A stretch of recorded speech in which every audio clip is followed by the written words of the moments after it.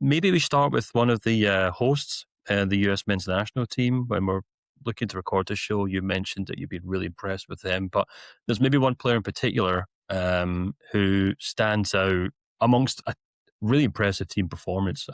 I mean, speaking for myself, who has very little kind of experience of watching the US men's team, I've been pleasantly surprised with them in their first two games. They go into the final game against Turkey, which is a bit of a dead rubber because Turkey have already been knocked out, which we'll touch on later in the podcast.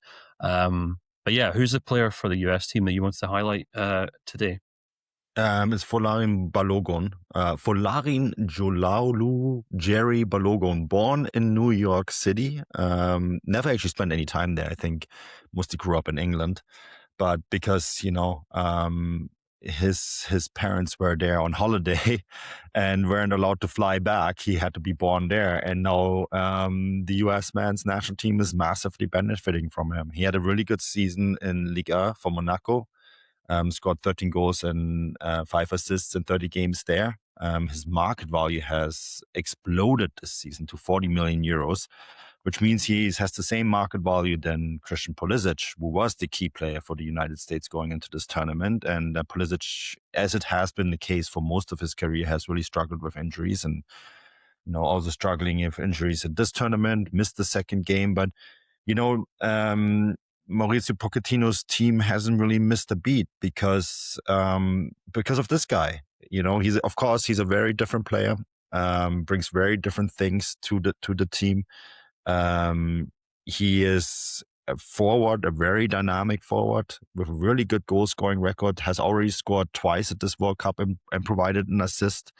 He is very capable of playing with Pochettino plays with two strikers, and he's one of the reasons why, because he has that kind of explosiveness and directness that a Pulisic has. Of course, he plays it in a different way, but I thought, when Pulisic was out for the second game against Australia, that maybe Australia could cause a few problems here, but because of Balogun being in this team, they didn't miss a beat. And of course, the first game against Paraguay, that 4-1 victory, mightily impressive. What a way to start in the tournament. And you're right, it's a dead rubber. The US has won the group, no matter what happens here, and Turkey are out. So, this is a really good opportunity for them to maybe test a few things and give Pulisic some more time. But I don't know if we really need to focus on Pulisic anymore, Stefan. I think this might actually be Balogun's team now.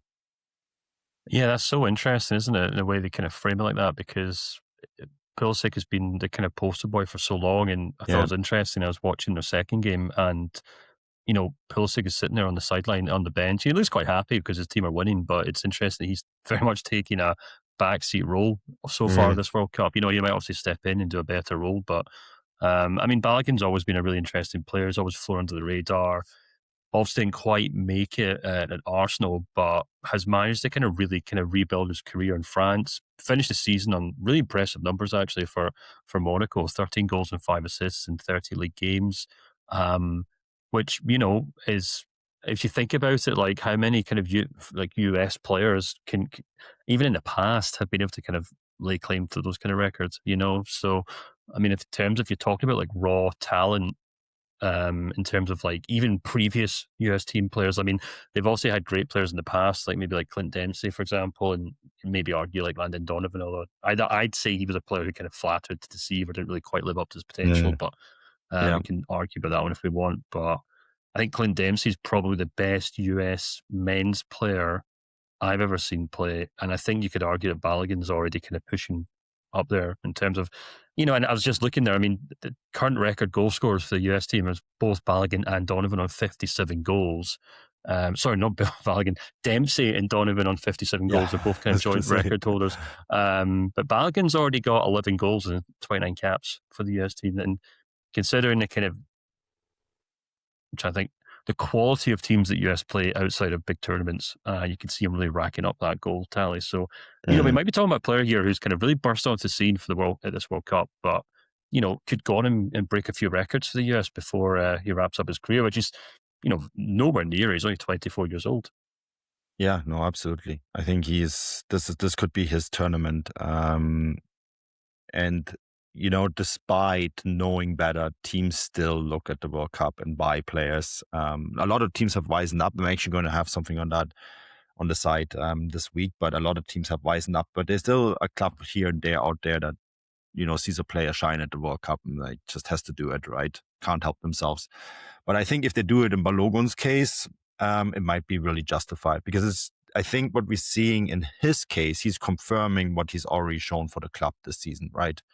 And I think that if you're a club and if you're on the fence and you're like, okay, well, we really like his body of work during the season, and then you're seeing it here now under pressure because you, as a host country, you're under enormous pressure, and you're seeing this, you'd be like, okay, maybe I can do it on an even bigger stage.